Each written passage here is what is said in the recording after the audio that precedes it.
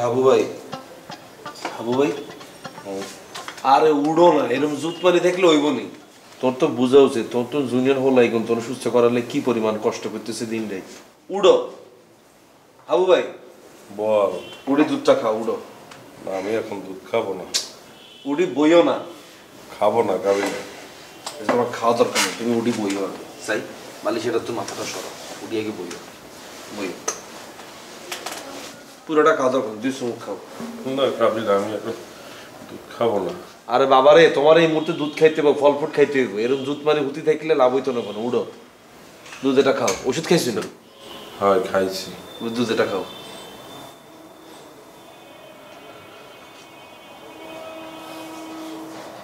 আমার জন্য কত কষ্ট করতে আসো। আজকে যদি আমার একটা সঙ্গী থাকতো তাহলে তোদের এত কষ্ট করতে হইতো না।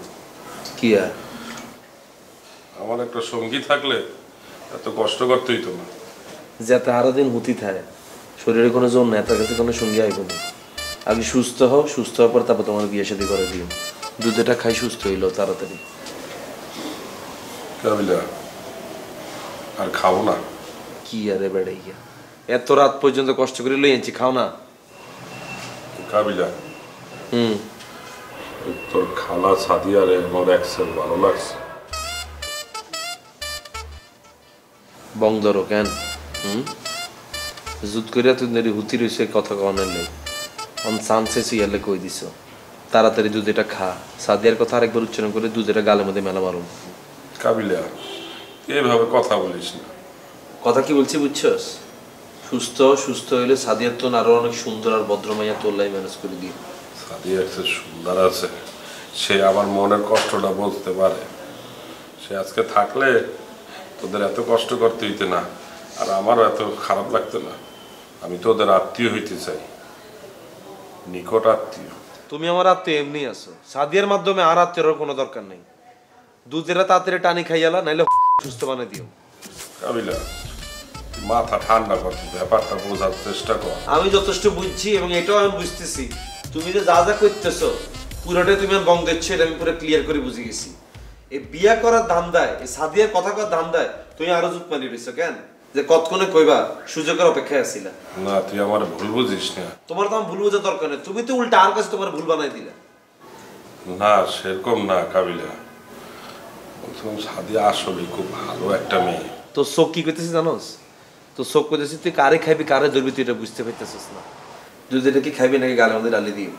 গরম গরম হইলে দিক দে, এদিক দে। এতদিন ধরে সাদিয়ার কথা আগেই কইতি, তাহলে তোলা এত দৌড়াদৌড়ি করতাম না। তুই বিয়ের সাথে লেখা এই তুই তো পুরো সুস্থ হয় না। তুই সাদিয়ার কথা বল, আল্লাহ তুই এতদিন অসুস্থ ছিলি কেন? না সাই ঘাতকও তো লাগতে আছে। এই তো এ কাবিলা, যা উঠ, তুই উঠ উঠ, তুই আর বন্ধর ইচ্ছা উঠ। কাবিলা, তুই আরে দুধ এটা থেকে দুধ চা বানা লিয়া যা, যা তোর দুধ এটা খাওয়া লাগতো না, যা যা যা উঠ উঠ উঠ, তোর বঙ্গি গুলো আমি জড়িয়ে লাইছি, যা। মানে তোর আর তোর দাদু তোকে দোনোজন নাটকি জড়িত সমস্যা আছে, যা কাবিলা, যা ঘুরি তাকাইছা, যা। বাবু রে বাবু, কোন বিপদে হইলাম? হ্যাঁ গেলে এতদিন দৌড়াদৌড়ি করছি। কে কি রে বন্ধু? এটা ধর। কি এটা? আজকে আম্মু বাসায় সর্ষে ইলিশ রান্না করছে, ভাবছি তোদের জন্য একটু নিয়ে আসি। সর্ষে ইলিশ? এটা যে কি স্বাদ, আর মাঝে মাঝে টেস্ট করে এটা রান্না করে রে বন্ধু। আম্মুরটাও অনেক মজা হয়, ঝাল ঝাল হয়, মজা। তো তুইও আজকে একত্রে খানা দানা খাই।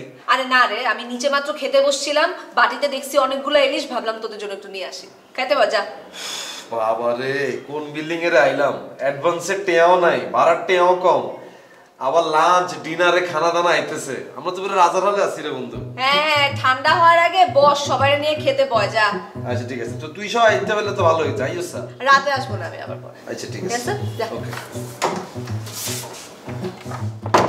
এর মুজা ভাড়া কি বুঝাইতেছাস? বিদেশি ছবি কোন সাই ঘরের মধ্যে মুজা ভাড়া কেন? আরে বেটা, ঘর দুয়ার ময়লা হইয়া যায়, ঘর দুয়ার ঝাড়ু দেওয়া না কিছু না, এর লিগে মুজা ফিরে যায়। তোর জারুদার লোক দেখাস না, বংদরি কেমন হুতি তাই সারাদিন কামের ডরে। সুস্থ হওয়ার পর থেকে পুরো ঘর দুয়ার উল্টা পাল্টা হয়ে গেছে, কোনো কাম কাজ করে না, কিছু না, খালি রেস্ট করে। এই আপনি নাকি সুস্থ হয়ে গেছেন না? এখন তো ঘর দুয়ার ঠিকঠাক করতে পারেন, আপনি তো প্রেশার মেশার সব কিছু উইলে আপনি এখন কাবিলার আত্মীয় ট্রাই করতেছেন বলে। শুভ এত এসে পুরা বন্ড। যেদিন রাত্রে এত হসপিটালে আসছিল সেদিন রাতে সত্যি সত্যি অসুস্থ আসছিল, আর বাকি দিনগুলোতে এত পুরা বন্ডামি করছে।